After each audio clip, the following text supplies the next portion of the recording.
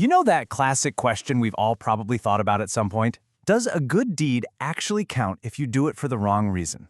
I mean, if you help someone out, but deep down your motive is kind of selfish, does the action still have the same value?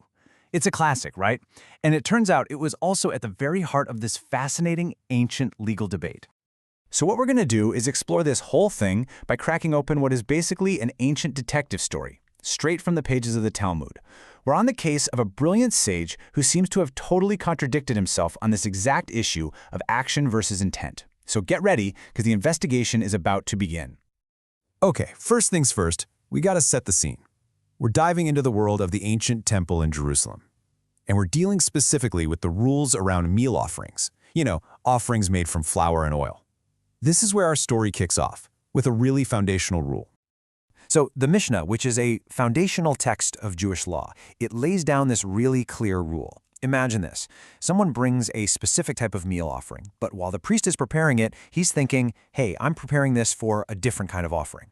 Well, the Mishnah says the offering itself isn't ruined, it can still be placed on the altar. But, and this is the really crucial part, the person who brought it, they have not fulfilled their obligation. They got to bring another one.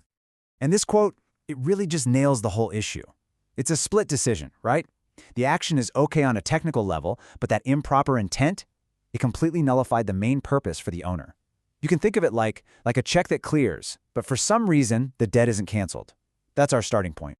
And this is where our main character enters the scene, Rabbi Shimon. He looks at this established rule and basically says, hold on a minute, I see this totally differently. He's about to introduce a pretty radical idea that challenges this whole setup.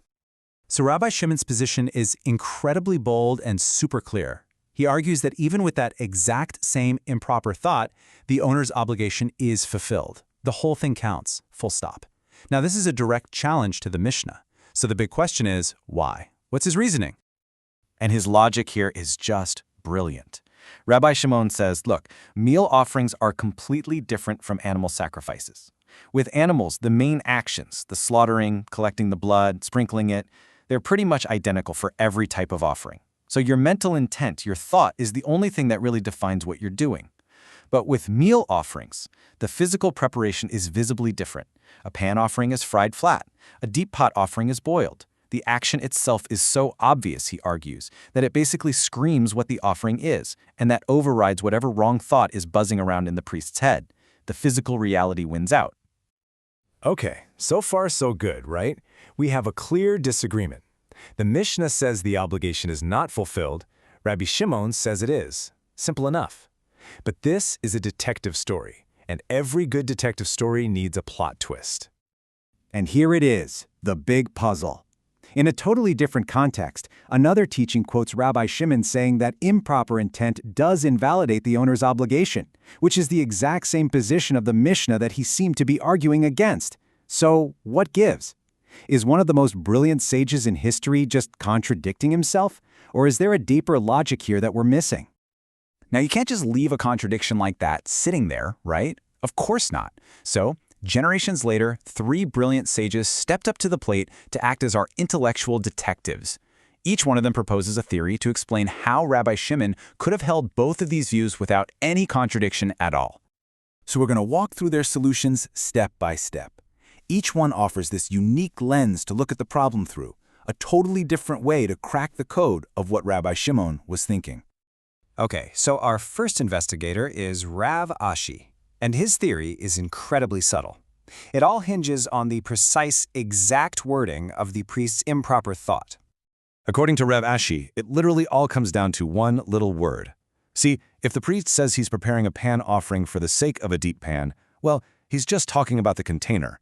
The physical reality of the pan offering is still the main thing, so Rabbi Shimon says it's totally valid. But if he says it's for the sake of a deep pan meal offering, now he has verbally redefined the whole thing. That's a fundamental change, and in that case, Rabbi Shimon would agree that it doesn't count. It's an incredibly fine distinction, but it's logical. All right, next up is investigator number 2, Rabba. Now, he just tosses aside that whole focus on specific words and proposes a totally different core principle to solve this puzzle. Rabbi's theory goes like this. Rabbi Shimon is only lenient when you're changing the type of offering, say from a sinner's offering to a voluntary one. He calls that just a change of sanctity. But he argues Rabbi Shimon would absolutely agree the offering is invalid if you try to change the owner, like preparing Ruv's offering but thinking it's for Shimon. A change of owner is way more fundamental, and that's an error even Rabbi Shimon wouldn't allow. And that brings us to our third and final detective, Rava. His theory isn't about wording or ownership. For him, it's about the sheer size of the mental change. So Ravina's idea is all about the magnitude of that mental leap. He suggests Rabbi Shimon is lenient when the wrong thought is just swapping one type of meal offering for another. They're in the same basic category. But the place where Rabbi Shimon would agree the offering is invalid is when the priest thinks of something from a completely different category, like preparing a meal offering with the intent for it to be an animal sacrifice. That change is so radical, so completely category-defying, that it invalidates the whole act. Okay, so we have our 3 theories from our 3 master detectives. Now comes the moment of truth. Let's apply these theories back to our original problem and see what kind of conclusions they actually lead to. So remember the core question, right? We started off saying that the Mishnah, which rules that the obligation is not fulfilled, seems to totally disagree with Rabbi Shimon's more lenient view. Can any of these theories make those 2 positions fit together? Let's check out the verdict. And this just lays it all out so clearly. Let's look at the table. According to Rabba Ashi's theory about the wording, the Mishnah could easily be talking about a case where the priest mentioned the offering type, which would mean Rabbi Shimon agrees with it. So his theory works, yes. But for Rabba and Rava, it doesn't.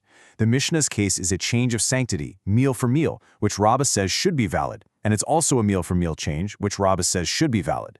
So according to their logic, the Mishnah flatly contradicts Rabbi Shimon. No. Only Rav Ashi's theory manages to harmonize everything. So, and this might be the most crucial point of all, the Talmud isn't just giving us one final answer here.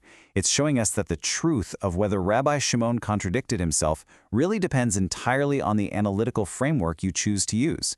Rav Ashi gives us a path where there's no contradiction at all. Rabba and Rava give us paths where there is one. The goal wasn't to pick a winner, but to explore the integrity of each and every logical system. And this leaves us with a really powerful question for our own lives, doesn't it? The facts of what Rabbi Shimon said were fixed, just like the facts of our world often are.